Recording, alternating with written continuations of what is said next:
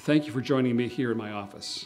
We just finished our weekly staff meeting where I shared with them how I believe the Lord is directing my future. And I want you to know before Sunday. And so this video is the best way for us to do that. Last week, I gave a letter to our church board asking to be released from my calling as your lead pastor. For several months, we've been in conversation, the board with me, and we've agreed on a timeline. My role and responsibilities will end on the last Sunday of January of 2018. It's nearly 20 years since Connie and I, along with 3 of our 5 kids, came to Lethbridge at your invitation. You walked with us through the varied seasons of our lives, watching each of our children start a relationship leading to marriage. Our 3 girls were married right here in our church. You saw our faltering steps as new in-laws. You rejoiced with us when we joined the Grandparents Club, 13 of them now, and the forecast is for more. You welcomed my aging parents when they moved to town. You journeyed with us through the premature loss of 2 grandchildren. And then how can I forget those dark days that we walked together through Connie's surprising, unexpected cancer diagnosis, and then her brief 10 months of decline. I expect this decision is not a shock to most of you. My circumstances over the past 2 years have compromised my abilities, and I'm very aware of that. And so this decision is based on the question, what's best for the church? Our staff know very well that that's my guiding question.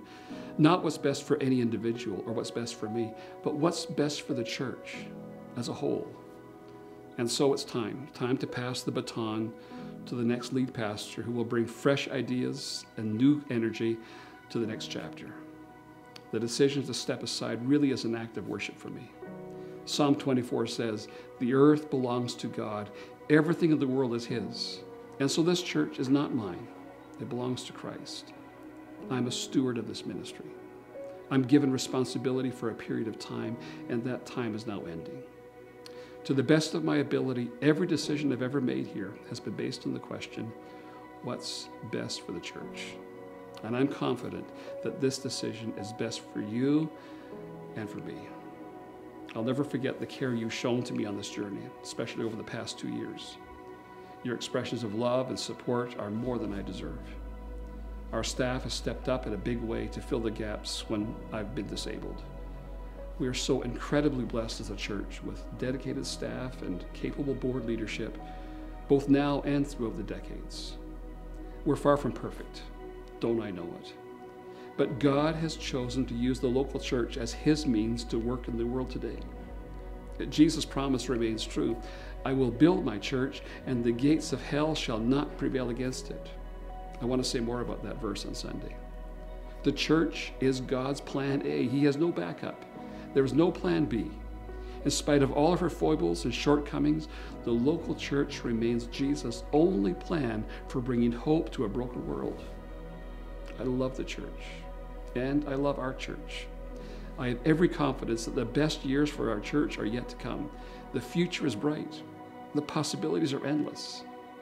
As a church family, we are blessed with a level of godly maturity that has served us well through the years. And now, I'm asking you to dig deep and engage that strength as you walk through this period of transition. I will conclude my ministry at the end of January. We still have 4 months to serve together.